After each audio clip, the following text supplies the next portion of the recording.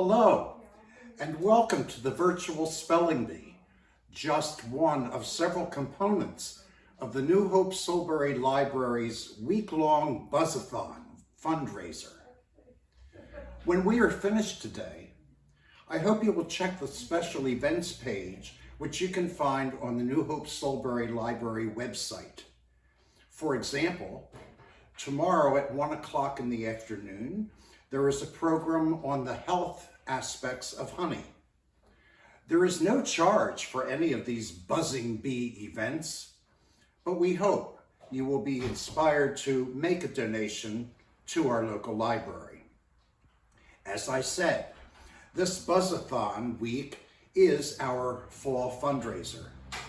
In lieu of the successful and fun community spelling bees of the last 2 years, as with so many events, COVID-19 has required that we reconfigure and reinvent ourselves.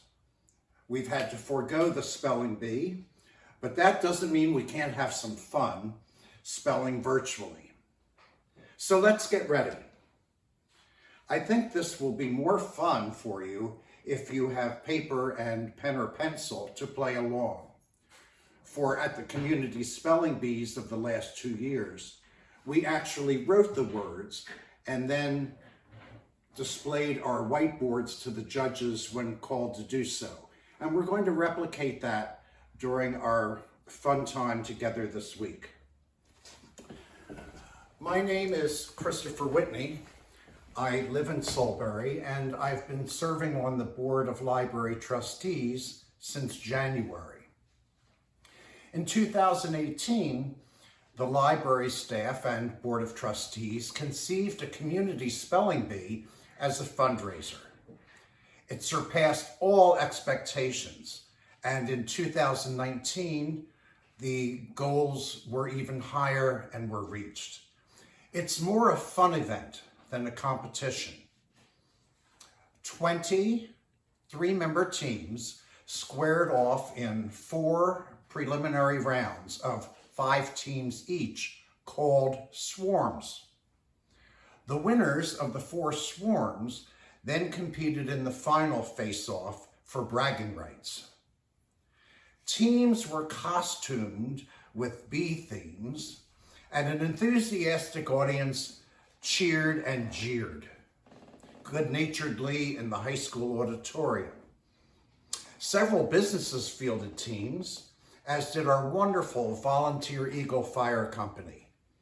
Both police departments participated, and there were teams made up of members of the New Hope Borough Council and the Solebury Township Trustees. Several businesses donated gift baskets. There was a bake sale and a 50-50 raffle to up the total of the fundraiser. This was all done in the lobby of the high school, where the costumed other teams buzzed around and generated interest. In a good-natured statement of intimidation, my team went dressed as academics, and that's only because we didn't have the creativity to come up with bee costumes. One of the competitions, aside from winning the spelling bee, was for each of the teams to raise money from the community, their friends, people who attend their church. And I have to say, the award I had hoped to win that year was as the top fundraiser. But we finished second. And I mention this only because no donation then or this year is too small. My team of 3 found that by getting donations of $5 here, $10 there, by the night of the bee, we had raised over $1,500. So any donation that you might contribute during Buzzathon week will be appreciated. This goes for our basic operating expenses. So let's get started. I will tell you that the real takeaway from the competitive 20-member team was that regardless of who won the costume contest or the spelling bee, the library was the winner both years. And we're all united in wanting that to be the case. So let's have some fun spelling virtually. And today only, since this is our first time together, let's begin with the practice word. Each day we will follow the following format. The word will be enunciated. The part of speech will be identified. If there is a known origin of the word, etymology, that will be provided. You will be given a definition. And then the word will be repronounced for you to hear a second time in a sentence to give it context. And after the sentence, a final pronunciation of the word. You will then have 15 seconds to write down your spelling of the word. Ready? The practice word is shivery. Noun. The word origin is Gaelic.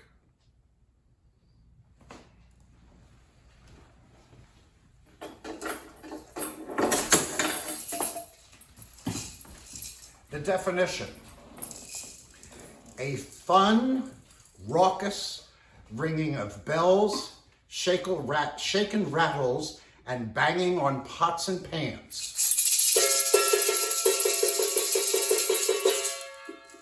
Outside the bedchamber of a couple on their wedding night.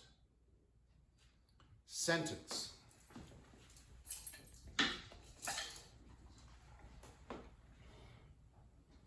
the quiet in New Hope was interrupted by a shivaree staged by revelers outside the bedroom of a couple honeymooning at the Wedgwood Inn bed and breakfast.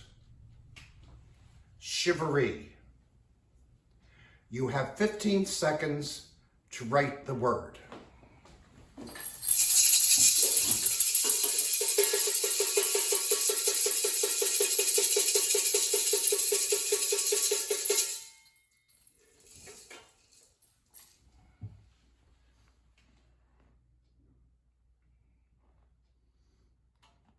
Pens down.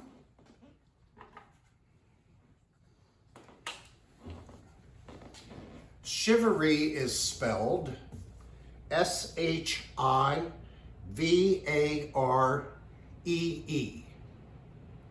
Now, hats off to any of you who spelled this correctly, because in 2018, this was the winning word.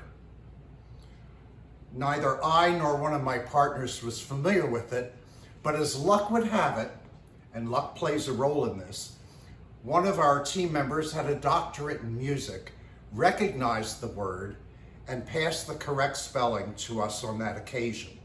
So if you spelled this word correctly, conceivably, you would have won the spelling bee. Now let's look at what the challenges are. A clue that you were given is that it is Gaelic.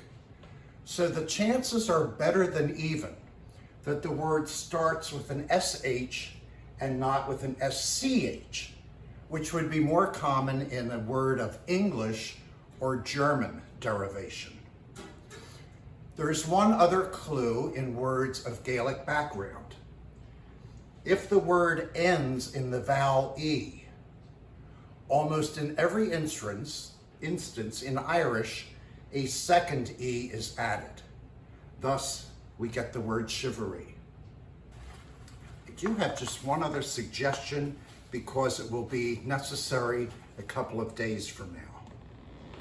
The temptation might be when you hear the word to immediately start writing. But in English, some words sound very much alike, and you'll want to be sure to hear the word as it's used in a sentence and with the definition. I offer myself as a sorry example.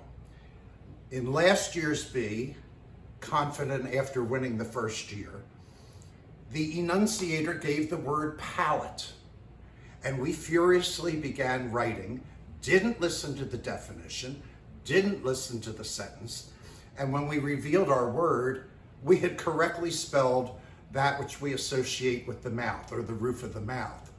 When the word, palate, was being defined that night, and with a sentence illustrating that it's a word of French derivation, and the light wooded panel that an artist used, putting his thumb through with his paints to work with on his easel. So a word of caution.